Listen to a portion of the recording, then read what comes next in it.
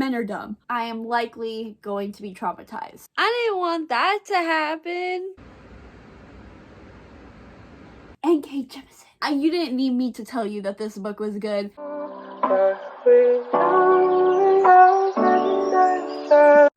This is probably not the best shirt considering the racist connotations of the 1940s American images and propaganda, but let's just ignore that for now. Hello you guys, welcome to a new Secret TBR, a new video. This is going to be centered around adult fantasy written by women of color. I got this idea immediately after or even during my Basic Booktuber Reads Adult High Fantasy vlog. If you haven't checked that out, definitely go check it out. And I just really wanted to highlight the diverse voices that are coming to play in adult fantasy now, because the genre is stereotypically pegged as one that is full of white straight men, which is still very true, but we are seeing a lot more diverse voices in the genre, and a lot of them have been quite hyped and have gotten glowing reviews. And these 4 books that I will be reading for this vlog have been books that I not only have had on my TBR for a long time, but all of my fantasy readers that I follow on Twitter and BookTube have been praising these books non-stop. I just know that these women are gonna pull through. They are going to take over. I honestly feel like I might give 5 stars to every single one of these books. Without further ado, let's get into all of the books that I chose for this video. The first one I have is Jade City by Fonda Lee. I really do not know anything about this book. I know it's an Asian-inspired fantasy. It says Jade is the lifeblood of the island of Kikon. It has been mined, traded, stolen, and killed for, and for centuries, honorable green bone warriors like the Call family have used it to enhance their magical abilities and defend the island from foreign invasion. Now the war is over, and a new generation of Call's vices for control of Kikon's bustling capital city. They care about nothing but protecting their own, cornering the jade market, and defending the districts under their protection. That sounds like it could possibly be maybe a social commentary on the Opium Wars that actually happened. Maybe it's like a fantasy take on that. I could be making that up. We will have to see. I have heard, again, nothing but good things about this book. The next one is Empire of Sand by Tasha Suri. I, again, don't really know much about this except that the romance in here is supposedly absolutely incredible. I am excited about that because I do love a really strong romance in my fantasy, and that was something that the previous video that all of those white men just they just could not write a good romance, at least from the 4 books that I personally read. I would like some good romance, you know? Right on the tagline it says, "A nobleman's daughter with magic in her blood and an empire built on the dreams of enslaved gods."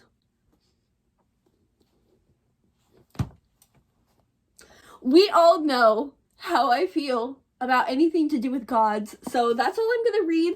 That's all I'm gonna know going in. I have a really good feeling about this. The next book is a book that I have been meaning to read for so long. I am so happy that I am finally going to read this book, and that is The Poppy War by R.F. Kuang. Now, I originally was not really going to read this. I wasn't something that I was completely interested in just because I'm not crazy about war stories. I don't like it in history. I don't like learning about wars. I don't like really reading about wars all that much, especially if it's like a large scale. I feel like Jade City won't be as bad because it seems like this is a little more self-contained. But yeah, I'm not crazy about war-based fantasies. It's just not my jam. But Then I heard that there is a very heavy influence of gods and godlike powers and a whole, I don't know if it's a whole pantheon, but I just know that gods do play a part in this book. And I didn't know that because nobody told me. It seems like maybe somebody did and I just ignored them. But then the last book in this trilogy was called The Burning God. And I was like, wait a minute, backtrack, burning God, gods? Question mark. So as soon as I heard that it plays a big role in this story, I was like, you know what? I don't even care that it's set during war times. I don't even care. I'm gonna read it. I know that this has a ton of heavy trigger warnings about it, but I'm usually not someone who gets triggered by reading things, but I am already like dreading chapter 21, I think. I just know that everybody tweets about chapter 21 and being destroyed by chapter 21. I'm kind of a little scared of this book, but I feel like it's gonna be worth it. I don't think I've ever seen somebody read this book and not absolutely love it, or at least absolutely admire it. So, speaking of never hearing anybody not like it, my final book that I will be reading for this video has again been a long time coming. I will be reading the 5th season by N.K. Jemisin. I feel like almost everybody says that if you are a fantasy fan, this is low-key required reading for you, and I have recently fallen in love with her Inheritance trilogy. I haven't read the 3rd book yet, but the 1st book, 100,000 Kingdoms, blew my mind, and that was her debut. So I don't know what to expect with this book. I was also kind of similar with Poppy War. I was actually not interested in the 5th season, just the synopsis, which is about this world which kind of goes through these seasons, and I believe that the 5th season is like apocalyptic times where like natural disasters occur on a regular basis and the world kind of resets itself. At least from my understanding, I think that's what this is about. And I don't like apocalyptic stories. I don't like dystopian stories. It's just not my cup of tea. I'm not a fan of it.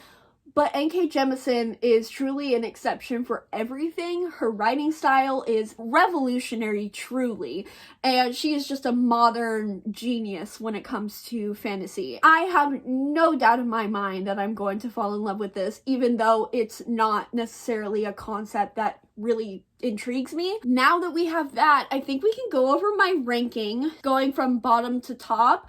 I think Jade City might be my least favorite, just because I don't really know too much about it and I don't know exactly what's gonna grip me like the other books would do. The next one, I think I'm gonna put Empire of Sand.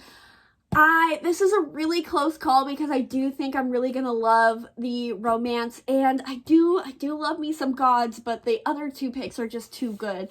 The second choice gonna be the Poppy War, and then the first pick and the one that I think I'm gonna enjoy the most is gonna be the 5th season. I think the 5th season and the Poppy War are really close. I don't really know which one I'm gonna like more, but N.K. Jemisin. My first book that I am going to be reading is The Poppy War. I'm going to start it right now. I have the audiobook for this book and I will be reading and listening at the same time. I'm so excited. So I just finished part 1 of The Poppy War and this is fucking incredible.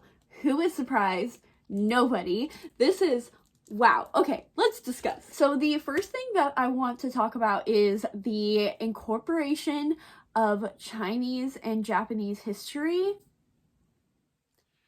It is so well done. I enjoy it so much as a history nerd, and I know that R.F. Kuang, I'm pretty sure she teaches Chinese history or she's just a specialized individual in the topic, so love that. Also, this is giving me such strong Name of the Wind vibes by Patrick Rothfuss, and that's not like a doc on R.F. Kuang at all. Like, I'm not saying that she copied Patrick Rothfuss, which she absolutely didn't. I'm just saying, like, if you enjoyed Name of the Wind, or if you've read this, they have very similar vibes, because Kvothe and Rin kind of have similar upbringings, very loosely similar upbringings. They both go through a ton of hardships, and they're both like the bottom of the bottom in like the social standing, and they have to travel to this elite school, and so you have that vibes. Also, there is a wacky crazy teacher in Name of the Wind, and Zhang, I stan him. I simp for one man and one man only. He is just this high as fuck, psychedelic loving man who just be talking about absolute nonsense,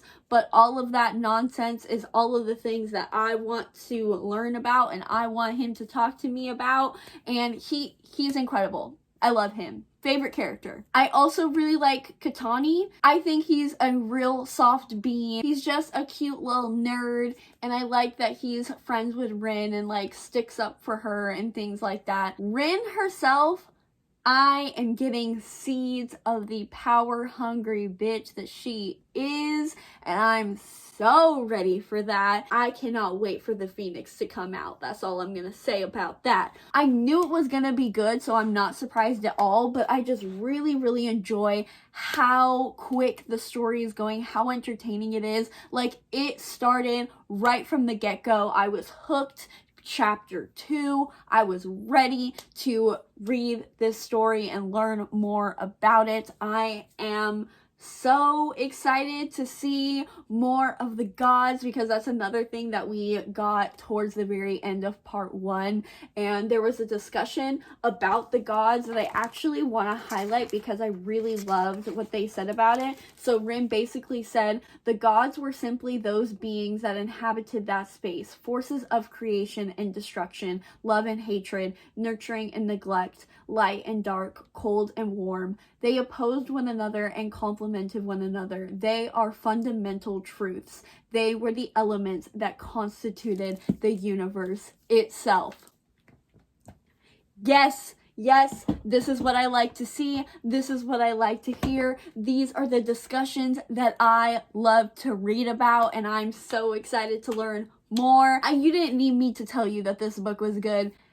People been telling you, people been telling me, and I'm so glad I'm finally listening to people. I finished part 2. I regret to inform you all that I stand a man for 1 hour and 1 hour only, and I quickly reevaluated that decision and no longer stand that man. So glad we have moved past that. Glad I have exhibited that character development. Men ain't shit, except for Zhang. He still has rights, and I will still worship him, and I hope he's doing great. The part 2 was pretty boring. I'm not gonna lie. It really was a middle part of a book. There wasn't really anything crazy happening. It was just a lot of, war stuff. So I guess stuff did happen. It just was stuff that I wasn't really all that interested in. I'm about to start part 3. And everybody warned me for part 3. And you know what's in part 3? Chapter 21. I don't know what's about to happen right now, but I know I am likely going to be traumatized. So this is the before face, and we will see the after face right after I read it.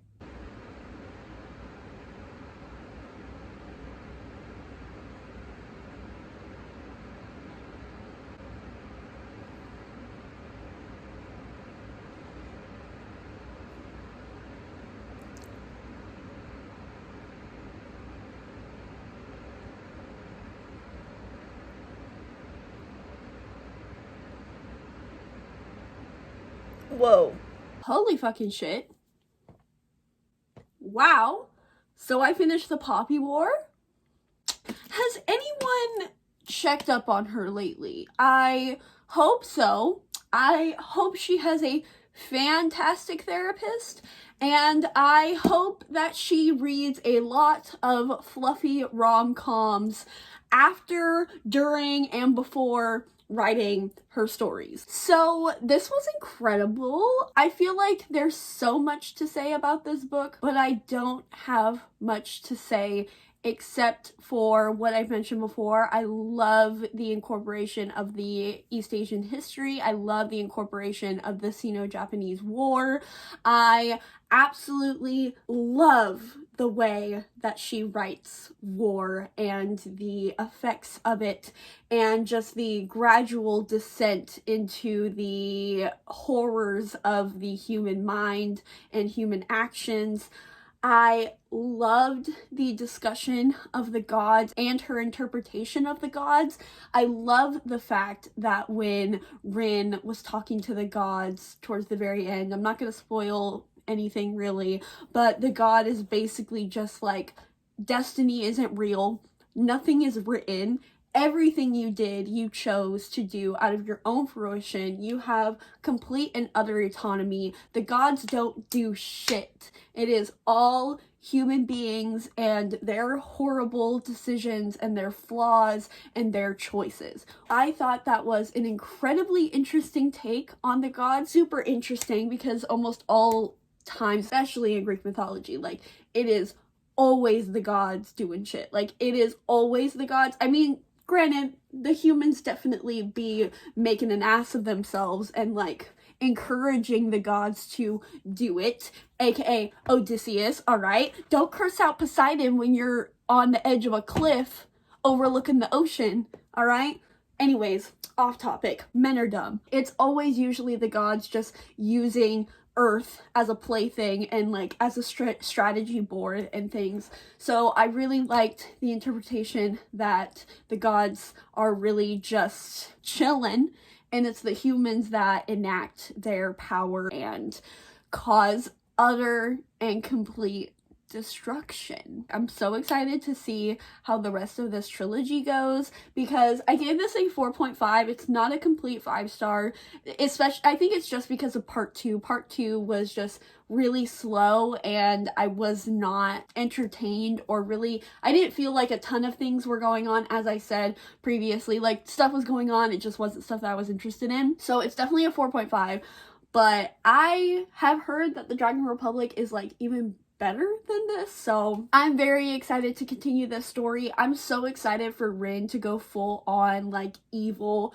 enemy villain levels, and I'm ready. I think the last thing I'm gonna say is I am so mad that nobody really commented on the amount of Pantheon shit that's in this book. Everybody, all they talk about when they talk about this book is the triggering content, which I understand. I understand completely, because it's a lot. Especially chapter 21. I mean, whoa. Like, whoa. Y'all couldn't mention the opium-induced commune with the gods.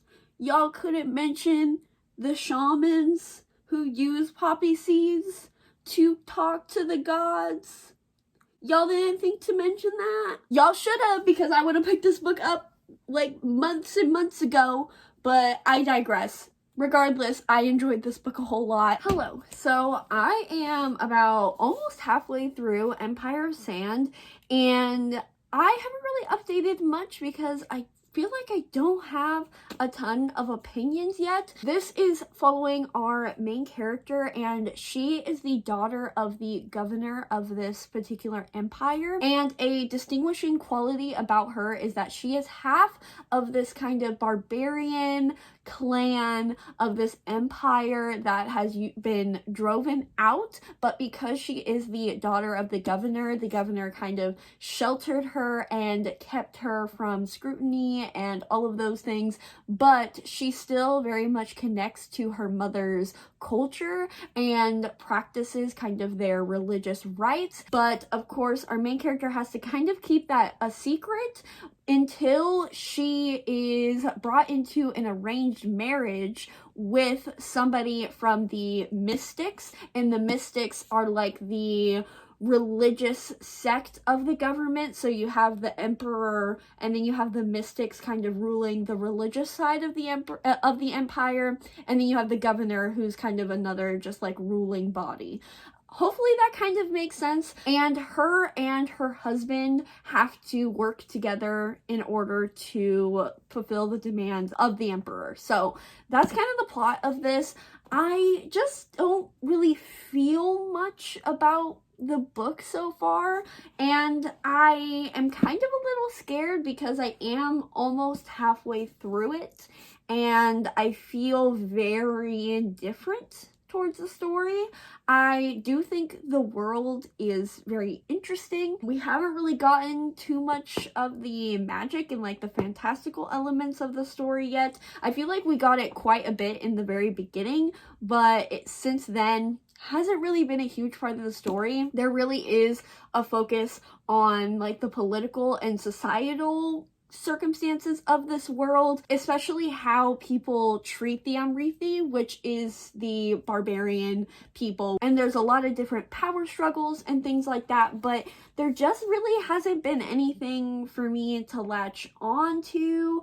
I don't really care about any of the characters. I don't even really care about our main character or her husband or anyone else. I think the only character I really care about is her name is Lalita, and she was a friend of Mahir at the palace, but she kind of had to go off for her own circumstances, and I think she's fairly interesting. I don't really have any thoughts about this at all. Like, not even thoughts about like writing. I mean, writing's fine. Like, everything's like okay. I finished Empire Sand, and I just did not care for this one. I don't think there's necessarily a particular reason as to why I didn't latch on to the story, but I just didn't. I feel like it's a very, very character-centered story, and I didn't feel connected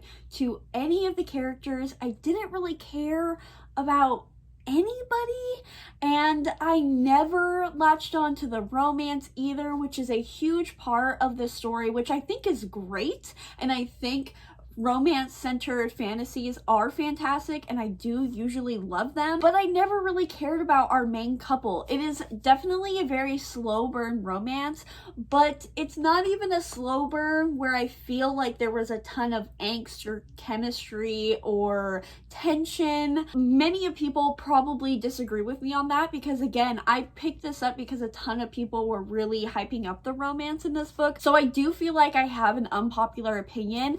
I was just not invested in their romance at all. I didn't feel anything from them. And I do feel like that does have a lot to do with our love interest, Aman, and he is just one of those very stoic characters, but it wasn't, I don't know, because I also usually like stoic characters. I just feel like he was too much of a wall, if that makes sense. I just feel like he didn't have any personality to him. I didn't really see any chemistry between him and Mahir. I just didn't like them, and they're such a central part of the story that if you don't really like their romance, there isn't a whole lot else for you to get invested into the story, because there really isn't anything too much aside from that. There is this kind of magical connection type thing, because Mahir and Aman are kind of these gatekeepers in a way to the supernatural realm, and they are powerful in that way, and you do get some of that information. You do get some of the information about the devas and the gods, but not enough that I feel like would make up for the fact that I didn't like the romance. So this was actually really disappointing. I thought I was going to absolutely love this because so many people, again, recommended this and praised it so much, but I don't know, there's just something about it. I just didn't care for it. So I just started the 5th season by N.K. Jemisin, and I just finished the first part, which is about 120 pages in, and as to be expected, I am really enjoying the writing style. I just love the way in which N.K. Jemisin crafts her stories and her sentences and just everything. She is so innovative with the English language that no one can ever touch her in that simple fact. So we are so grateful for her. As far as the plot, I don't really know what's going on right now. I am very much confused. I'm kind of understanding a bit about the story. We're following like this city where these guardians rule, and these guardians kind of subjugate the orogenes, and these orogenes are able to manipulate or take on the power of the earth, and once they do that, they kind of kill everything in sight. So they are extremely powerful, and these guardians are meant to keep them in check and keep them controlled. So there's like a lot of things about supremacy and subjugation and things like that, which is very interesting in this storytelling aspect. We're following kind of 3 different perspectives, and they're all fairly interesting to me. I don't have a perspective that I'm necessarily not wanting to skip or wanting to get over it, so that's always good. But yeah, it's just a lot of the details are not completely clear to me. N.K. Jemisin doesn't really give you that clarity. She doesn't really define things in her stories, at least especially with this one. You kind of just have to figure it out as you go along. I'm still very entertained by this world that she has crafted so far, and I'm very, very interested to learn more. So I just finished the second part of the 5th season, which means I'm about 80% done with the book, and I am pretty disappointed that I'm not absolutely loving this. Like, this book has been one of the most hyped fantasies on BookTube, on Book Twitter, on Goodreads, like everywhere. People love this book so much. So of course I had really high expectations, and I love N.K. Jemisin's writing and her stories, and I'm just not in love with this one though. I still love the writing style. Do not get me wrong. The writing style is objectively just incredible. I just don't love the story itself because it's so much more sci-fi than I was expecting. Obviously, I knew kind of the basic synopsis about the world and how it's kind of apocalyptic and things like that. So I definitely assumed there was going to be some sci-fi elements to the story, but it's pretty much full-on science fiction, in my opinion, and I don't like sci-fi at all. It is just not a genre that I care for. I don't know why I have such a vehement hate towards it. I just don't like it at all. So that, paired with the fact that I'm just not entirely grasping the world. Like I said in the previous clip, I do kind of have the bones of what's happening, and I kind of understand like a generalized version of the story, but I feel like I'm missing so much because there are just so many words and terms and things just thrown at you that, again, she doesn't really lay out the definition. She kind of just has you drowning in her world, basically, and there is a glossary at the very end, so after the story I'll kind of just skim through the definitions of that, but I can already tell that this is a book that I'm going to need to reread probably, and maybe I would enjoy it more upon reread. I do really like the characters. Last chapter ended with like the polyamorous aspect of the book, which I knew the story had in it, so I really love that. We haven't really gotten like any romance at all, and even that last chapter was basically like, oh, these all 3 people are attracted to each other, so there's not really any like romance. It's kind of just like, okay, and now they're all sleeping together, basically. So which is fine. I'm not mad about that, but like hopefully we get some more like actual juicy romance. And I do like the other two perspectives. I do like the second person perspective. I do like the third perspective that we're getting. Something's going on with that third perspective. The third one is like this student of the fulcrum, this really young child origin, and something's happening with them. So like things are happening. I'm still like intrigued. Like I'm still entertained. I'm just not in love like I was expecting to be. But who knows, maybe the ending can be like absolutely incredible and I change my mind. I hope that's what happens. I'm holding out hope that it will because I do trust N.K. Jemisin with my life. So let's just see. I only have like an hour left of the audiobook, which by the way is freaking fantastic.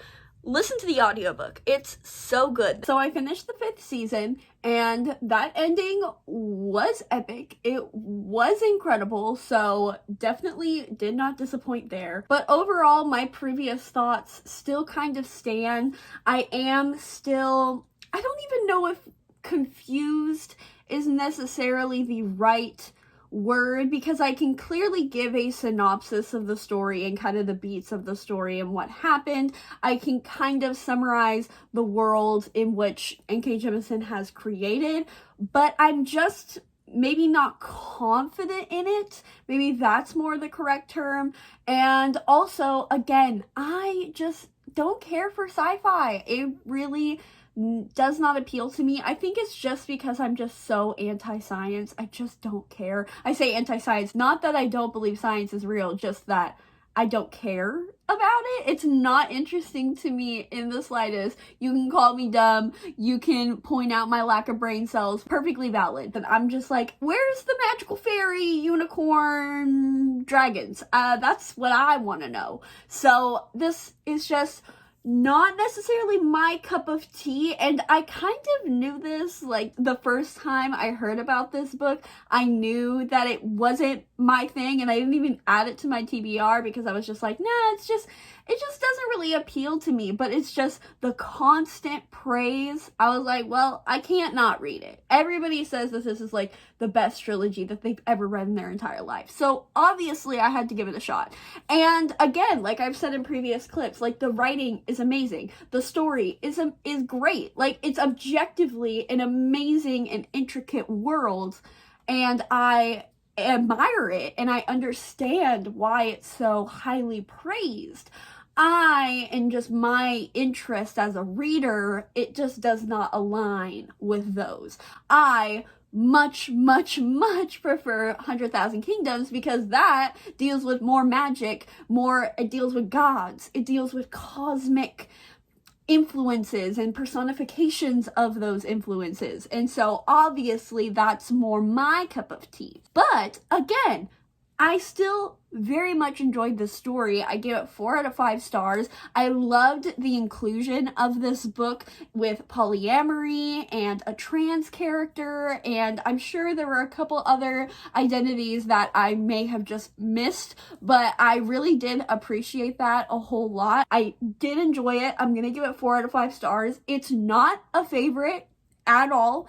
I will likely continue with the trilogy because I did like how it ended, and again, I kind of just like want to know more because I again feel like I'm not super confident in anything, so I would like to, you know, learn some more, get more clarification, just see what happens, because it's a crazy world that she has created with this book. Okay, so I am 100 pages into Jade City, and I have a couple thoughts. One, I did not know that this was urban fantasy.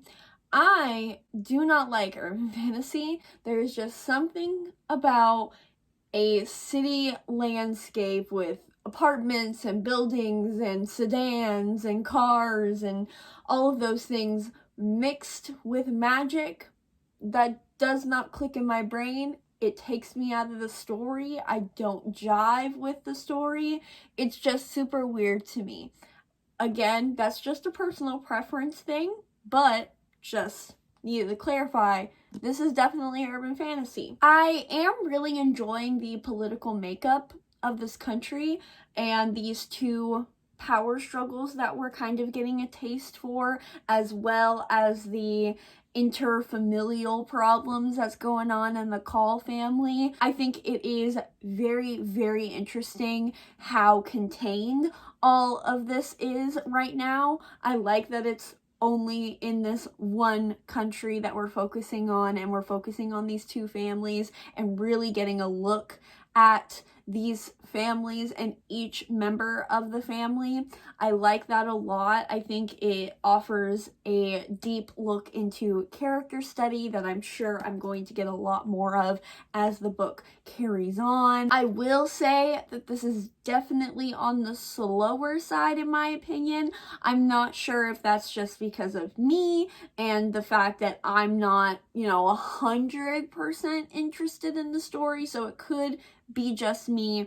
I am interested to see how this is gonna go. I'm not really invested in any of the characters quite yet. I do think they're interesting. I do think they're quite complex, so I'm sure I will get invested in the future. I will also say that a lot of people praise the action in this book, and although I do think the action and the fighting scenes are written very well, I still do not care because I don't care about action scenes really ever. So that's not really something I care all that about, but I definitely wanted to mention it because a lot of people do praise this book for its good writing scenes, which it is, but I still am not interested in it. So I'm about halfway through Jade City and I'm just not really enjoying this all that much. I just am having such a hard time getting into this because it is very much character driven, and it's not even the fact that this is a bad book whatsoever. I just think it's a case where this isn't the book for me. It is honestly very well written. The characters are very complex and I really like the character work that is being done in this. I think it has a lot of tropey, archetype-esque characters, but Fonda Lee is kind of twisting them a little bit, which is always nice. I love the Godfather vibes of this book, of course.